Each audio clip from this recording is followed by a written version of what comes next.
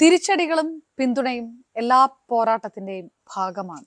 ആ പോരാട്ടങ്ങൾക്കിടയിൽ ഏത് തരത്തിലാണ് മുന്നോട്ട് പോകാനുള്ള ധൈര്യം സ്വയം ഉണ്ടാക്കുക എന്നുള്ളത് ഒരു വലിയ ചോദ്യമാണ്. അങ്ങനെ ഒരു വാക്ക് പറയുമ്പോൾ മലയാള സിനിമയിൽ ഈ ഒരു കോണ്ടെക്സ്റ്റിൽ ഏറ്റവും ആദ്യം പറയാൻ പറ്റുന്ന പേര് സാന്ദ്ര തോമസിൻ്റെതാണ്. സാന്ദ്ര ഇത്തവണ Q18 നമുക്കൊപ്പം. പിന്തുണ, തിരിച്ചടി എന്നൊക്കെ വെറുതെ അല്ല പറയുന്നത്. ഇപ്പൊ ഈ തെരഞ്ഞെടുപ്പുമായി ബന്ധപ്പെട്ടുള്ള ഒരു ഹർജിയും തള്ളിയ ഒരു സാഹചര്യമൊക്കെ ഉണ്ട്. പക്ഷേ അപ്പോഴും സാന്ദ്ര മാധ്യമങ്ങളുടെ മുന്നിൽ പറയുന്നത് ഇതുകൊണ്ടൊന്നും ബാക്കൗട്ട് ചെയ്യില്ല, ഇത് നിയമ നടപടികളെ മുന്നോട്ട് പോകും എന്നുള്ളതാണ്. കണ്ടിന്യൂസ് ആയിട്ടുള്ള ഒരു ഫൈറ്റ്. തളരില്ലേ? തളർന്നില്ല ഇതുവരെ.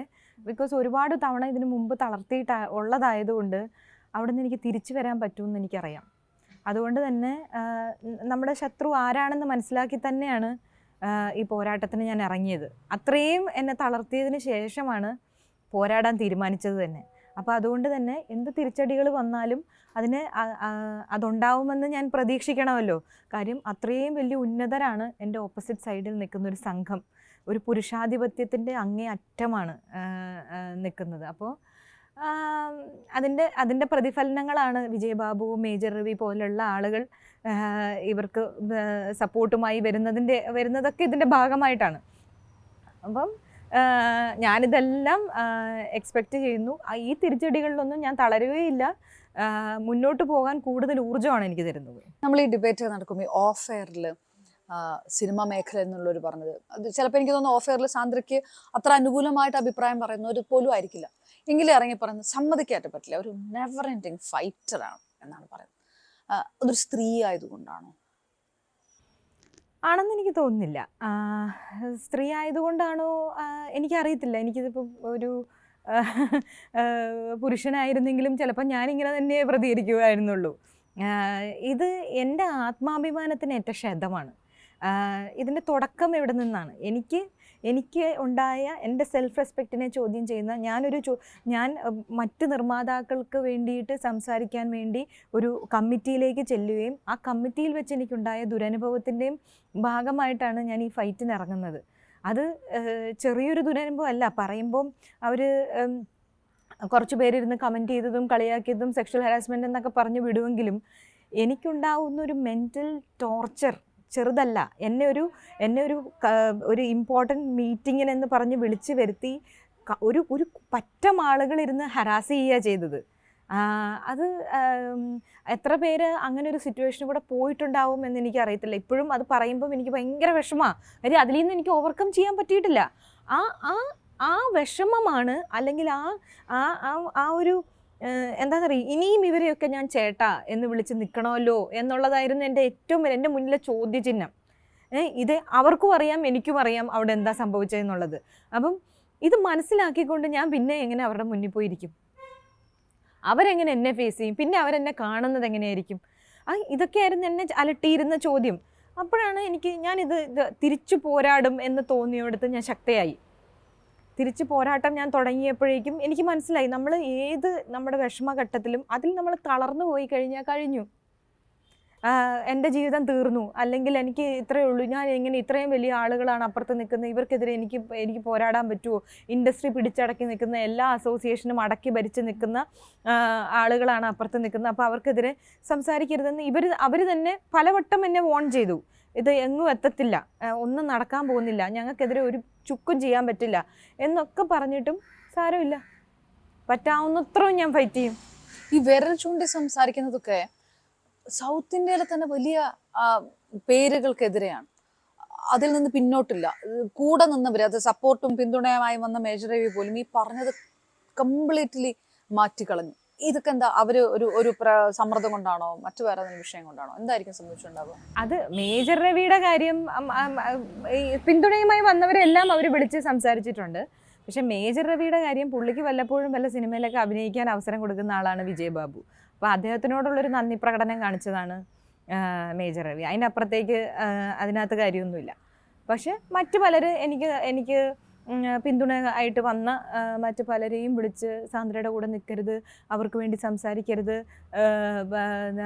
എന്താണ് അവർ പറയുന്നതെല്ലാം നുണയാണെങ്കിൽ അവർ തെളിയിക്കട്ടെ, ഞാൻ പറഞ്ഞത് നുണയാണെന്ന് അവർ തെളിയിക്കട്ടെ.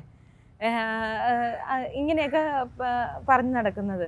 അപ്പം ഇതൊന്നും എന്നെ ഭയപ്പെടുത്തുന്നുമില്ല, തളർത്തുന്നുമില്ല, ഒന്നുമില്ല. ഇവർ ഇതിൽ കൂടുതൽ ഇതിൻ്റെ അപ്പുറം ചെയ്യുന്നവരാണ് എന്ന് നല്ല ബോധ്യം എനിക്കുണ്ട്. ഈ സാന്ദ്ര ആണ് മാധ്യമങ്ങൾക്ക് മുന്നിൽ വരുന്നത്. പേടിക്കാനൊന്നുമില്ല, ഒളിക്കാനൊന്നുമില്ല. മാധ്യമങ്ങൾക്ക് മുന്നിൽ വരുന്നു, ഇത് വ്യക്തമാക്കുന്നു. അപ്പുറത്തെ സൈഡിൽ നിന്ന് പ്രതികരണമില്ല. ഇത്രയും വരുമ്പോഴും വളരെ ചുരുക്കം അല്ലെങ്കിൽ പറഞ്ഞ ഒരു പോസ്റ്റൊക്കെ ഇട്ട് ഇതങ്ങ് ഒഴിവാക്കുകയാണ്. അപ്പുറത്തുള്ള ആൾക്കാർ അങ്ങനെ പിടികൊടുക്കാൻ പറ്റാതെ നിൽക്കുന്നത് ഒരു വലിയ വിഷയമല്ലേ? അവരതിനെ ഭയക്കുന്നത് കൊണ്ടാണല്ലോ. അല്ലെങ്കിൽ ധൈര്യമായിട്ട് വന്നിട്ട് ഇത് ഞാൻ ചെയ്തിട്ടില്ല, ഞങ്ങൾ ചെയ്തിട്ടില്ല, ഞങ്ങൾക്കറിയില്ല എന്ന് പറയാൻ എന്തിനാ അവർ ഭയക്കുന്നേ? ഭയക്കേണ്ട കാര്യമില്ലല്ലോ. അവരെന്തുകൊണ്ട് പ്രതികരിക്കാതിരിക്കുന്നു? ഈ കോഴിയെ കട്ടവൻ്റെ തലയിലല്ലേ പൂടെ ഇരിക്കുകയുള്ളൂ. അതുതന്നെയാണ് അതിൻ്റെ കാര്യവും. അവർ ഇപ്പോൾ പോലും പലപ്പോഴും ലിസ്റ്റിൻ സ്റ്റീഫൻ്റെയൊക്കെ പ്രതികരണങ്ങളൊക്കെ വളരെ ബാലിശമായ പ്രതികരണങ്ങളാണ് ഞാൻ കണ്ടേക്കുന്നത്. അദ്ദേഹത്തിനൊന്നും ഒരു വിവരവും ഇല്ലാത്തൊരു മനുഷ്യനാണ്. അപ്പം വെറുതെ അന്ന് ആ കമ്മിറ്റിയിൽ ഉണ്ടായിരുന്ന ഒരാളാണ്, അവിടെ എന്താണ് സംഭവിച്ചതെന്ന് വ്യക്തമായിട്ട് അറിയാവുന്ന ഒരാളും കൂടിയാണ്. എന്നിട്ടാണ് ഇതുപോലെ മറ്റുള്ളവർക്ക് വേണ്ടി നിന്ന്, എനിക്കറിയത്തില്ല, അവരൊക്കെ നമ്മൾ പ്രതികരിക്കുന്നതുകൊണ്ട്, നടക്കുന്ന കാര്യങ്ങൾ പറയുന്നതുകൊണ്ട് ഒരു ബഞ്ച് ഓഫ് ആൾക്കാർ നമുക്ക് നമ്മുടെ വിരോധികളായിട്ട് മാറുക. അങ്ങനെയാണോ സംഭവിക്കുന്നത്? പിന്നെ ഇപ്പൊ സിനിമ താരാ സംഘടനയുമായിട്ട് ബന്ധപ്പെട്ടാണെങ്കിലും അപ്പോഴും അവർക്ക് രണ്ട് സെക്ഷൻ ഉണ്ട്. ഇതിപ്പോ സാന്ദ്ര ഒറ്റയാൾ പോരാട്ടം നടത്തിക്കൊണ്ടിരിക്കുകയാണ്. അതെന്തായിരിക്കും കാരണം? അത് ഞാൻ ഉന്നയിച്ചേക്കുന്നത് ഒരാൾക്ക് നേരെയുള്ള ആരോപണമല്ല, ഒരു കമ്മിറ്റിക്ക് നേരെയുള്ള ആരോപണമാണ്. കൂടുതൽ ആളുകളുണ്ട്. ഈ അതേ ആളുകൾ തന്നെയാണ് എല്ലാ അസോസിയേഷൻസിലും ഇരിക്കുന്നത്.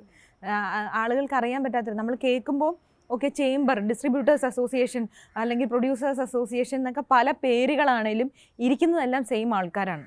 അപ്പം അവരാണ് ഈ ഇൻഡസ്ട്രി കൊണ്ടുപോകുന്നത് അല്ലെങ്കിൽ ഇൻഡസ്ട്രി ഭരിക്കുന്നത്. അപ്പോൾ അതുകൊണ്ടാണ് അവർ ഈ ഭരണം വിട്ടുകൊടുക്കാത്തത്. എന്തുകൊണ്ടാണ്? പല തീരുമാനങ്ങളും പല തീരുമാനങ്ങളും ഇൻഡസ്ട്രിയെ തകർക്കുന്ന രീതിയിലുള്ള തീരുമാനങ്ങളാണ്.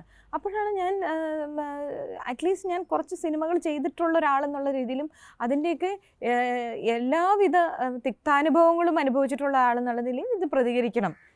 ഒരു നിർമ്മാതാവ് ഒരു സിനിമയുമായി തിയേറ്ററിലേക്ക് വരുമ്പോൾ എന്തെല്ലാം സഫർ ചെയ്തിട്ടാണ് അവിടെ ഒരു തിയേറ്ററിലേക്ക് ആ സിനിമ എത്തുന്നത് എന്നുള്ളത് വ്യക്തമായി അറിയാവുന്ന ആളുകളാണ് അവിടെ ഇരുന്ന് ഇതുപോലെ നിർമ്മാതാക്കളെ തന്നെ ദ്രോഹിക്കുന്നത് എന്നുള്ളതാണ് ഇതിനകത്ത് ഏറ്റവും വേദനയുള്ള കാര്യം. വലിയ ശരിക്കുള്ള റിയൽ ഇഷ്യൂസ് പുറത്തു വരുന്നു, അത് മാധ്യമങ്ങൾ ചർച്ച ചെയ്യുന്നു, തുറന്ന പ്രതികരണങ്ങൾ വരുന്നു. ഈ പ്രതികരിക്കുന്നവരെ മുഴുവൻ അവർക്കൊക്കെ ഈ തരത്തിലുള്ള ആക്രമണങ്ങളോ വെട്ടിനിരത്തലുകളോ ഒക്കെ വരുന്നു. പക്ഷെ ഇപ്പുറത്ത് നിൽക്കുന്നവർ ഒന്നോ രണ്ടോ സിനിമ ചെയ്യും, അത് ഹിറ്റാവുകയും അത് വിജയമാവുകയും ചെയ്യുമ്പം ഇതൊക്കെയും കൂടെ ഇൻഡസ്ട്രി തന്നെ എളുപ്പത്തിൽ മറക്കുന്ന ഒരു വല്ലാത്തൊരു ടെൻഡൻസി ഉണ്ട്. അത് വേറൊരു മേഖലയിലും കാണാൻ കഴിയില്ല. എന്ത് ചെയ്യും? എനിക്കറിയത്തില്ല. ഇതൊക്കെ നമ്മൾ സൊസൈറ്റി തീരുമാനിക്കേണ്ട കാര്യങ്ങളല്ലേ ഇതൊക്കെ. നമ്മളത് ഇത് മറക്കുന്നതും എല്ലാം ജനങ്ങളുടെ മുന്നിലാണ് എല്ലാ കാര്യങ്ങളും നടക്കുന്നത്. അപ്പം ആളുകളെ മനസ്സിലാക്കുക എന്നതിനപ്പുറം ഇത് അവനവൻ്റെ കുടുംബത്തിലേക്ക് മാത്രം വരുമ്പോഴേ ഇത് എഫക്റ്റ് ചെയ്യുള്ളൂ. സൂപ്പർ താരങ്ങൾ പോലും മക്കളെ വിടാത്തത്, ഈ ചെറിയ പെൺകുട്ടികൾക്ക് വരാൻ പറ്റാത്ത ഒരു ഇൻഡസ്ട്രിയാണ് മലയാള സിനിമ എന്നുള്ളത് കൊണ്ടാണ് എന്ന് പറഞ്ഞു.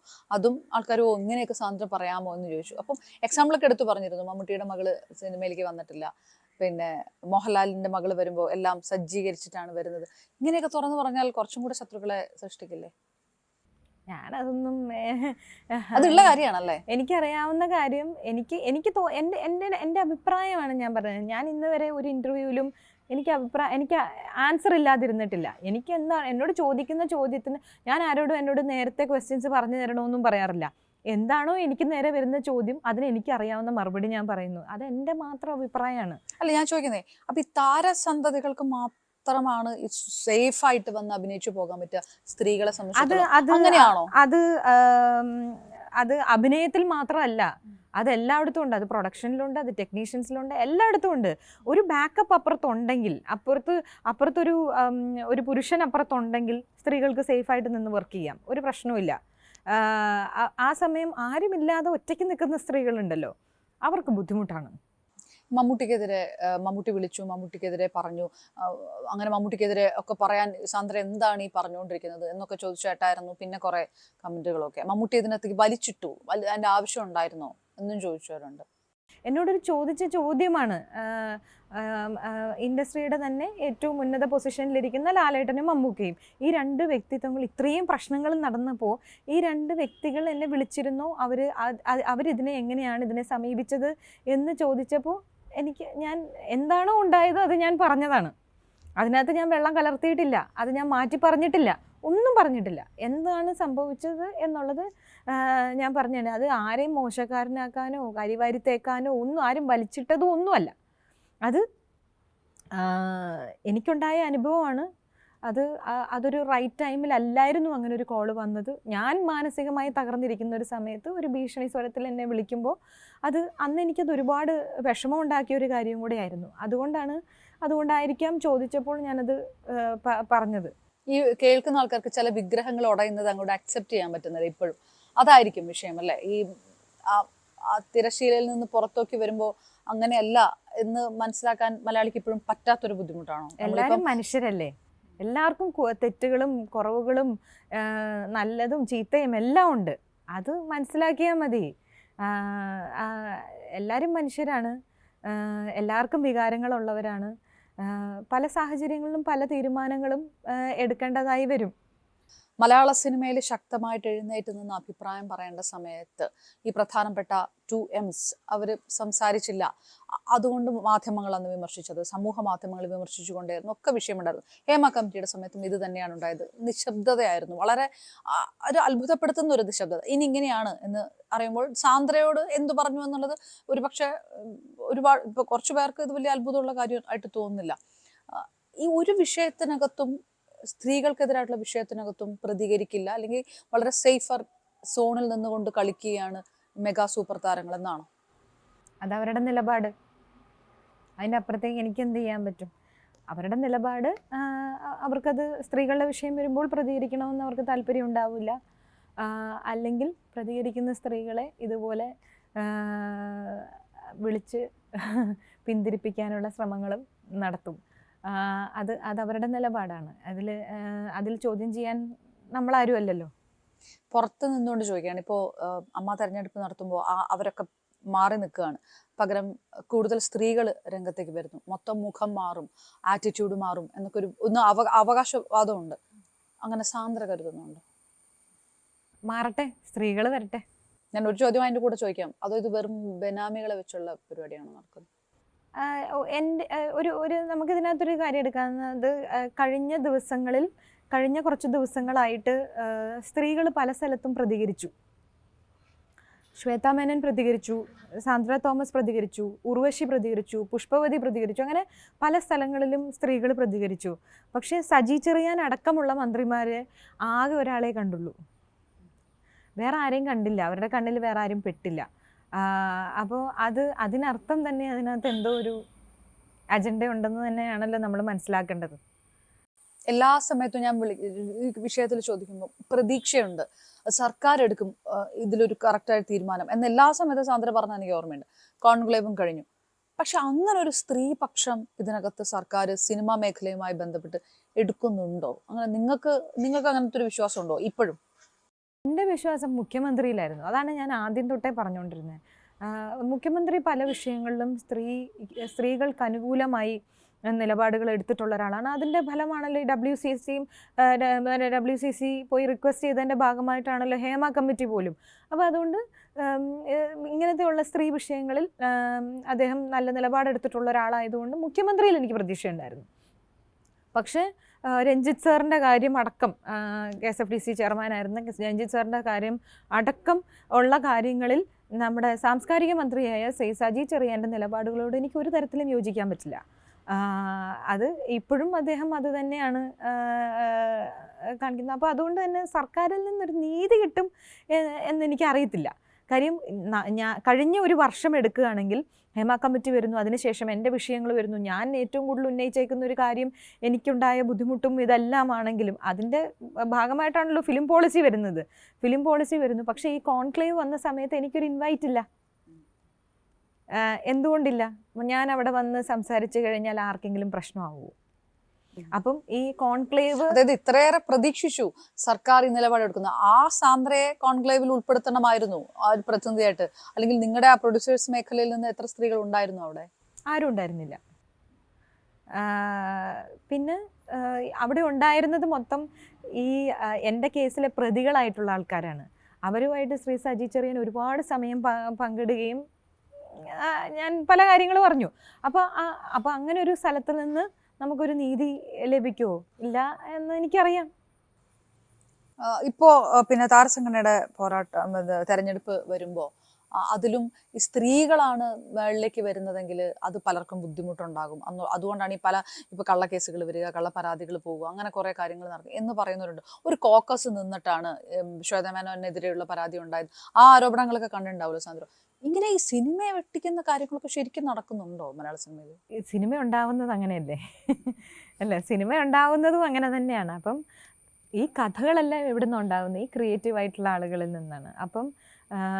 അപ്പോൾ ഒരുപാട് കളികൾ ഇവിടെ നടക്കുന്നുണ്ട്. പക്ഷേ മാധ്യമങ്ങളിലൂടെ പ്രൊജക്റ്റ് ചെയ്യപ്പെടുന്ന കളികളെല്ലാം ശരിയായ കളിയാണോ എന്ന് എനിക്ക് സംശയമുണ്ട്. പലരും എന്താ പറയുന്ന എരവാദം ഉയർത്തുന്നു, പലരെയും സപ്പോർട്ട് ചെയ്തുകൊണ്ട് വരുന്നു, പലരെയും കുറ്റപ്പെടുത്തിക്കൊണ്ട് വരുന്നു. ഇതൊന്നും ശരിയായ ദിശയ്ക്കല്ല കുറച്ച് ദിവസങ്ങളായിട്ട് പോയിക്കൊണ്ടിരിക്കുന്നത് എന്നാണ് എനിക്ക് മനസ്സിലായത്. അതിൽ ശ്വേതാ മേനൻ്റെ വിഷയം മാത്രമാണ് ഒരു അനാവശ്യ കാര്യം വന്നതും അത് ശക്തമായി തന്നെ എല്ലാവരും കൂടെ പ്രതിരോധിക്കുകയും ചെയ്തു. പക്ഷെ അതല്ലാതെ ഈ മെമ്മറി കാർഡും അതും ഇതും ഒക്കെ ആയിട്ടുള്ള വിഷയങ്ങളൊക്കെ അനാവശ്യ വിഷയങ്ങളായിരുന്നു. അതിൽ സ്ത്രീകൾക്ക് വേണ്ടി പ്രതികരിക്കാൻ വേണ്ടി മാല ചേച്ചി വന്ന് ഭയങ്കര പ്രതികരണം നടത്തുന്നു. പക്ഷേ മാല ചേച്ചി ഹേമ കമ്മിറ്റിയിലെ മൊഴികളുടെ കാര്യത്തിലും പണ്ട് മറ്റ് സ്ത്രീകൾക്കുണ്ടായ വിഷയത്തിലൊന്നും പ്രതികരിച്ച് കണ്ടിട്ടുമില്ല. അപ്പം അങ്ങനെയൊക്കെയുള്ള ഞാനും മാല ചേച്ചിയും കൂടെ അതിൻ്റെ ഒരു സംസാരം ഉണ്ടായിരുന്നു. മാല ചേച്ചി എന്നെ വിളിച്ചിട്ട് എന്നോട് ഇതിനകത്ത് ഇടപെടണം എന്ന് പറഞ്ഞു. ഞാൻ പറഞ്ഞു എനിക്ക് താല്പര്യമില്ലാത്ത വിഷയത്തിൽ ഞാൻ ആരെയും വിളിക്കുന്നുമില്ല, എനിക്ക് സംസാരിക്കാനും താല്പര്യമില്ല, എനിക്ക് ആവശ്യത്തിൽ കൂടുതൽ പ്രശ്നമല്ലാതെ തന്നെയുണ്ട്. അപ്പോൾ അതിൻ്റെ ഇടയിൽ ഈ വിഷയത്തിൽ ഞാൻ ഇടപെടുന്നില്ല എന്ന് പറഞ്ഞു. പർദ്ദ ധരിച്ചുകൊണ്ട് ഇതിൽ പോയി ഓഫീസിൽ പോയത്, ഇതൊക്കെ കറക്റ്റായിട്ട് ആ കൊള്ളാൻ്റെ അടുത്ത് കൊണ്ടു ആ തരത്തിലുള്ള പ്രതികരണങ്ങൾ വന്നിരുന്നു? ഇപ്പൊ പറഞ്ഞ പോലെ താരങ്ങളൊക്കെ വിളിക്കുന്ന സമയത്തും അങ്ങനെ ഒരു സന്ദേശം കൃത്യമായിട്ട് കൊടുക്കാൻ പറ്റുമോ? പർദ്ദ ധരിച്ചു പോയത് എൻ്റെ നോമിനേഷൻ തള്ളുമെന്ന് ഈ ഭരണാധികാരി നേരത്തെ തന്നെ പറഞ്ഞു. ആദ്യം തന്നെ ഇത് തള്ളും. ഞാൻ പറഞ്ഞു എന്ത് റീസൺ കൊണ്ട് തള്ളും? കാര്യം ഇത് പ്രകാരം ബൈലോ പ്രകാരം ഞാൻ എലിജിബിൾ ആണ്, പിന്നെ എന്തിനാണ് ഇത് തള്ളുന്നത്? അപ്പം ഇല്ല, തള്ളും എന്ന് പറഞ്ഞുകൊണ്ടിരിക്കുകയാണ്. അപ്പം അദ്ദേഹത്തിന് മനസ്സിലാവുകയും ചെയ്തു ഞാൻ ബൈലോ പ്രകാരം ഞാൻ എലിജിബിൾ ആണ്. പക്ഷേ ഇപ്പം ഈ ഹർജി തള്ളിയതിൻ്റെ റീസൺ മറ്റൊന്നാണ്. ബൈലോ പ്രകാരം ഞാൻ മത്സരിക്കാൻ എലിജിബിൾ ആണെങ്കിലും പക്ഷേ എനിക്ക് തള്ളേണ്ടതായി വരും എന്ന് എനിക്ക് വേറെ നിവൃത്തിയില്ല എന്ന് ഭരണാധികാരി പറഞ്ഞു കഴിഞ്ഞപ്പോൾ ഞാൻ ഹെൽപ്ലെസ്സായി. അങ്ങനെ നിൽക്കുന്നത് എന്താ ഞാൻ ചെയ്യുക എന്നുള്ളൊരു അവസ്ഥയിൽ വന്നപ്പോഴാണ് എൻ്റെ ഗതികെട്ട ഒരു അവസ്ഥയിലാണ് ഞാൻ ഈ എന്താ പറയുക, എൻ്റെ ഒരു പ്രൊട്ടസ്റ്റിൻ്റെ ഭാഗമായിട്ട് ഞാൻ എന്ത് രീതിയിൽ ഞാൻ ഇതിനെ പ്രതിഷേധിക്കും. അങ്ങനെയാണ് ഞാൻ ആ പർദ്ദ ധരിച്ച് നോമിനേഷൻ കൊടുക്കാനായിട്ട് പോകുന്നത്. പിന്നെ അതവർക്ക് കൊണ്ടു എന്നുള്ളതിൻ്റെ ഇത് തന്നെയാണല്ലോ ലിസ്റ്റിൻ ഇപ്പോഴും ഇന്ന് കഴിഞ്ഞ ദിവസങ്ങളിലും ഒക്കെ കിടന്ന് പറഞ്ഞുകൊണ്ടിരിക്കുന്നത്, പർദ്ദ കിട്ടിയില്ലേ എന്നൊക്കെ പറഞ്ഞ് ചോദിച്ചുകൊണ്ടിരിക്കുന്നത്. ഇതിൻ്റെ ഇടയിലാണ് ഇതിങ്ങനെ പോകുന്ന ഇടയിലാണ് വളരെ അപ്രതീക്ഷിതമായിട്ട് വിജയബാബുവിൻ്റെ പോസ്റ്റ് വരുന്നത്. ഫ്രൈഡേ ഫിലിംസ് ഒരു ബ്രെയിൻ അല്ല 2 ബ്രെയിൻ്റെ ഒരു കുട്ടിയെ ആണ്, അങ്ങനെയാണ് മലയാളികൾ വിചാരിച്ചത്. അത് മലയാളികളുടെ തെറ്റിദ്ധാരണയാണ്. വിജയബാബു ഫ്രൈഡേ ഫിലിം ഹൗസിലേക്ക് വരുന്നത് 2013 ശേഷമാണ്. അതിൻ്റെ പാർട്ട്ണർഷിപ്പ് ഡീഡ് എടുത്ത് നോക്കിയാൽ അറിയാം. ആദ്യത്തെ പാർട്ട്ണർഷിപ്പ് ഡീഡിൽ ആദ്യം ഫ്രൈഡേ എന്ന് പറഞ്ഞ സിനിമ ചെയ്തേക്കുന്ന ഇന്നോവേറ്റീവ് ഫിലിം കമ്പനിയാണ്. അത് ഞാനും എൻ്റെ അച്ഛനും കൂടെയാണ്, ഫാദറും കൂടെയാണ് അത് ചെയ്തിരിക്കുന്നത്. അതിനുശേഷമാണ് ഫ്രൈഡേക്ക് ശേഷമാണ് ഫ്രൈഡേ ഫിലിം ഹൗസ് രൂപീകരിക്കുന്നത്. അപ്പോഴും ഞാനും എൻ്റെ ഫാദറും തന്നെയാണ് അതിനകത്തെ പാർട്ട്നേഴ്സ്. വിജയബാബു അതിനൊക്കെ ശേഷമാണ്, അതായത് മങ്കിപ്പൻ തീരാറാവുമ്പോഴാണ് വിജയബാബു ഫ്രൈഡേ ഫിലിം ഹൗസിലേക്ക് വരുന്നത്. കുറേ നല്ല സിനിമകൾ ഈ ബാനറിന്റെ ക്രെഡിറ്റിൽ ഉള്ളതാണ്. ഇത് ആരുടെയാണ്? ഇത് ആർക്ക് അവകാശപ്പെട്ടതാണ്? അവിടെയും സാന്ദ്രയ്ക്ക് കിട്ടിയത് ഇൻജസ്റ്റിസ് ആണെങ്കിൽ എന്തുകൊണ്ടാണ് സാന്ദ്ര അത് പറയാത്തത്? അത് ഞാൻ മാധ്യമങ്ങളിലൂടെ അത് പറഞ്ഞിട്ട് കാര്യമില്ല. അത് കോടതിയല്ലേ പറയേണ്ടത് എന്താണെന്നുള്ളത്. അപ്പോൾ അത് നമുക്ക് നോക്കാം. പുറകത്തുമ്മ വാഴ വെട്ടണ പോലത്തെ ഒരു പോസ്റ്റാണ് വിജയബാബുവിന്റെ ഭാഗത്തുണ്ടായത്. ഇത്ര പകയുണ്ടോ സാന്ദ്രയോട്? എനിക്കറിയില്ല. നമുക്ക് ഈ മനുഷ്യരെ ഒന്നും അളന്നു നോക്കാനൊന്നും കഴിയില്ലല്ലോ. അന്ന് പോലും ഈ പാർട്ട്ണർഷിപ്പ് നമ്മൾ പിരിയുന്ന സമയത്തും അദ്ദേഹത്തിനാണ് കൂടുതലും കിട്ടിയത്. അന്ന് ഞാൻ ഫ്രൈഡേ ഫിലിം ഹൗസിൽ നിന്ന് ഇറങ്ങുമ്പോൾ എനിക്ക് 0 ബാലൻസാണ്, ഒന്നും ഉണ്ടായിരുന്നില്ല എൻ്റെ അക്കൗണ്ടിൽ. അപ്പം ഒരു ആ പോസ്റ്റ് ഇട്ടപ്പോൾ എന്നെ ഏറ്റവും കൂടുതൽ തളർത്തിയതും അതാണ്. ഷെയർ ഓർ മോർ എന്നെഴുതിയേക്കുന്നത്. വളരെ മാനിപ്പുലേറ്റീവ് ആയിട്ടുള്ളൊരു പോസ്റ്റാണ്. അത് അയാളുടെ കുരുട്ടുബുദ്ധിയും അതന്നും അങ്ങനെ തന്നെയായിരുന്നു. അതെന്നും വിജയ് ബാബു അങ്ങനെ തന്നെയാണ്. അതിപ്പോൾ ഇതിനു മുമ്പ് അദ്ദേഹത്തിനെതിരെ ഒരു കേസ് വന്ന സമയത്തും അന്ന് തന്നെ ഇതേപോലെ തന്നെ ഇരയെ ആക്രമിക്കുക, ഇല്ലാണ്ടാക്കുക എന്നുള്ളൊരു ഉദ്ദേശത്തോടു കൂടി അന്ന് രാത്രി തന്നെ ഫേസ്ബുക്ക് ലൈവ് വന്ന ഇരയുടെ പേര് വിളിച്ചു പറയുകയും ദ്രോഹിക്കാൻ ശ്രമിക്കുകയും ഒക്കെ ചെയ്യുന്ന ഒരാളെ അവസാനിപ്പിക്കുക എന്നുള്ളതാണ് പുള്ളിയുടെ ഉദ്ദേശം. പുള്ളി അത് ഈ എന്താ പറയുക, ചില ക്ലാസ്സിലൊക്കെ അതായത് എനിക്ക് ഇത് വന്ന് ഈ പോസ്റ്റ് ഇട്ട സമയത്ത് ആ കുട്ടി എനിക്ക് മെസ്സേജ് അയച്ചു, ചേച്ചി ഇത് കണ്ടോ എന്ന് ചോദിച്ചിട്ട് എനിക്ക് മെസ്സേജ് അയച്ചു.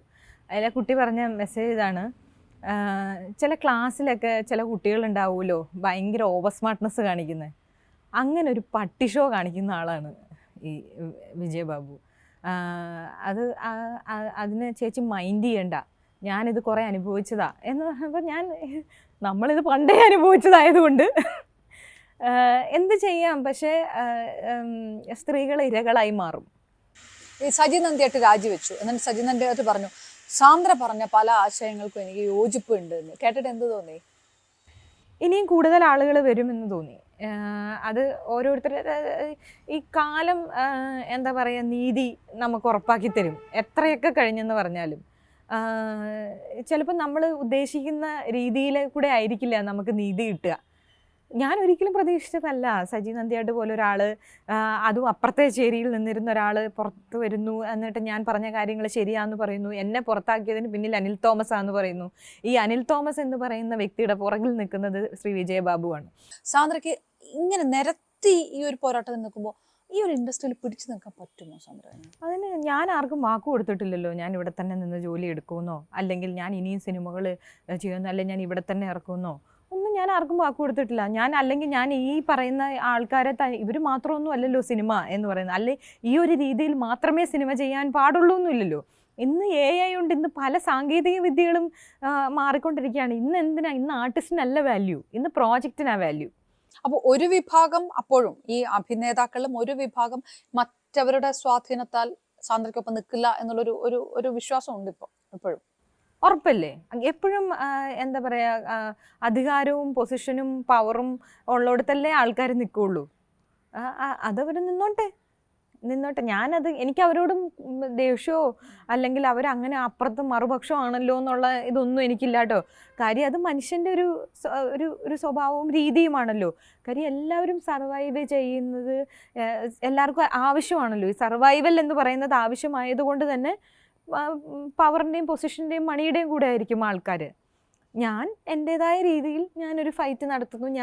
എൻ്റെ ലക്ഷ്യം എന്ന് പറയുന്നത് എൻ്റെ കുഞ്ഞുങ്ങൾക്കൊരു വഴി കാണിക്കുക എന്നുള്ളതാണ്. മറ്റ് സ്ത്രീകൾക്ക്, ഇനി വരാൻ പോകുന്ന ജനറേഷനിലുള്ള മറ്റ് സ്ത്രീകൾക്ക് ഇങ്ങനെയും പ്രതികരിക്കാം, ഇങ്ങനെ ഇവരാരും ഒന്നിനും അതീതരല്ല എന്നുള്ളതല്ല. എന്തൊക്കെയാണേലും അവർ കുലുങ്ങിയോ?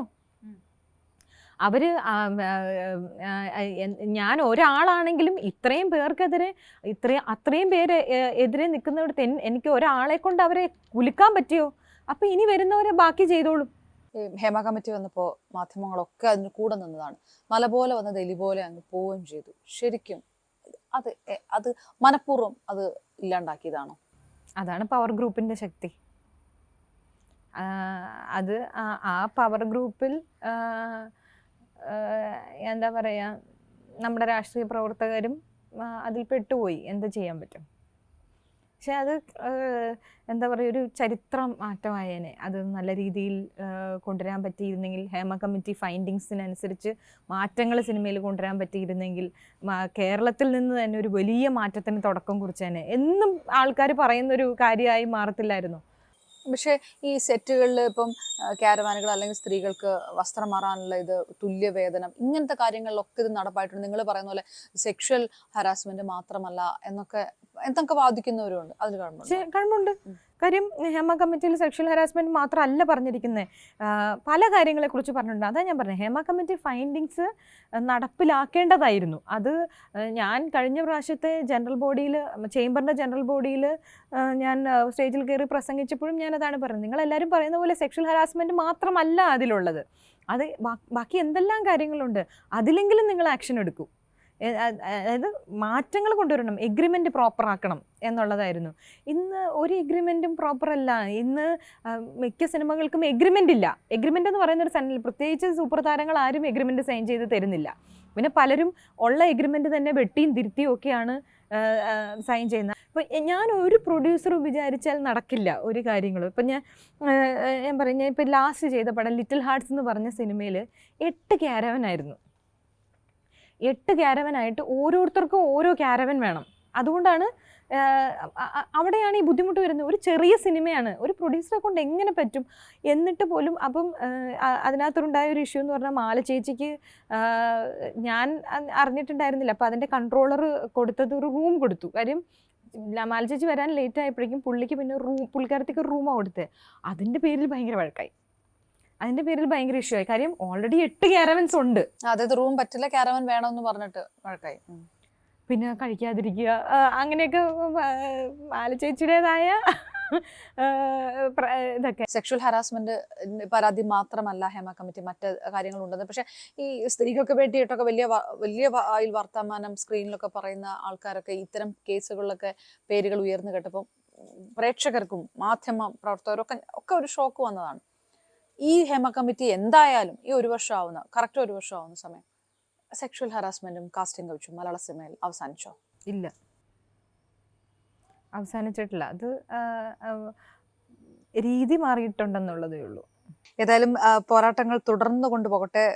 സിനിമ കാണുന്ന പ്രേക്ഷകരുടെയൊക്കെ പിന്തുണ നന്നായിട്ട് ഇപ്പോഴും സാന്ദ്രയുടെ ഒപ്പം ഉണ്ട്. അതുകൊണ്ടുകൂടിയാണ് സാന്ദ്രയ്ക്ക് ഇതിനെ തുറന്ന് പറയാനും പറ്റുന്നത്. അത് കൂടുതൽ പേര് പിന്തുണയുമായിട്ട് വരട്ടെ എന്ന് കൂടി ആത്മാർത്ഥമായിട്ട് പറഞ്ഞു. Thank you so much.